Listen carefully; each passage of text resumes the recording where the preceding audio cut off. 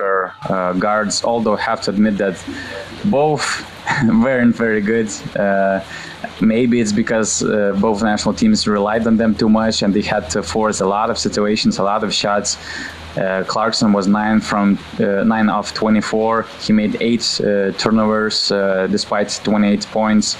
Karl Anthony Towns was 5 of 16, and he collected basically the main part of his 26 points on the free throw line, hitting 15 of 16. Both were forcing shots too much. Both were put in situations where they had to create something from nothing, and it was actually a very low quality game.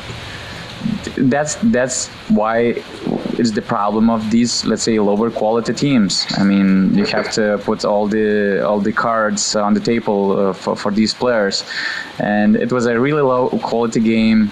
Neither Clarkson nor Anthony Towns played great. Other players, supporting cast, it felt like they were a bit nervous of this crazy crowd, because I talked to Italian players and they said that it like took 2 quarters to kind of, settle down, to adjust, because the hands were just simply shaking because of the fans and also because of this crazy greatness of the gym that they were playing for the first time. Yes, Filipinos are used to this crowd because, for instance, in January they had a PBA, Philippines Basketball League finals, where 54,000 people came to watch the game. But we're talking about the national team. We're talking about the Philippines, who are the host of the competition, and they're breaking the World Cup record, and they're facing the Dominican Republic team, which they can beat, and advancing to the next stage would mean that they're going to the playoffs. So there's the stakes are very high. There's a lot of is on this game. So I believe that a lot of guys were affected. Some of them, hearing those cheers and the support, maybe they felt like they were NBA players and they have to do some crazy Space Jam stuff. So there were a lot of bad decisions. There were a lot of emotional plays, and Jordan Clarkson and Karl Anthony Towns also weren't at their best. But it was a fun game to watch because the drama was until the very last moments. And I have to say that these other guys, these helpers, were crucial in the last minutes. Some guys of Dominican Republic making threes. I loved the big man of Filipino team, Fajardo. I mean, for me, he's the Steven Adams of Philippines.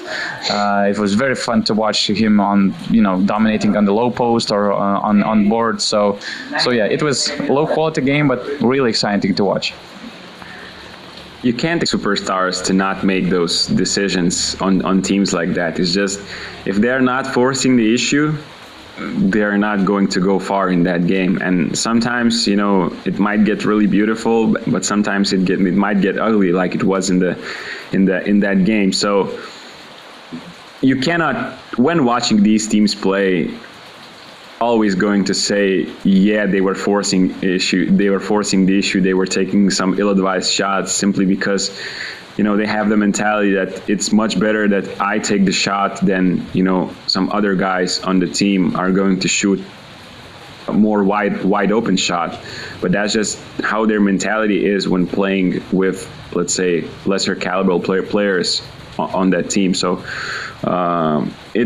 I actually wanted Philippines to win because I wanted to see them in the second round, and obviously like the first game, but also the final for them, because I can't imagine them beating Italy.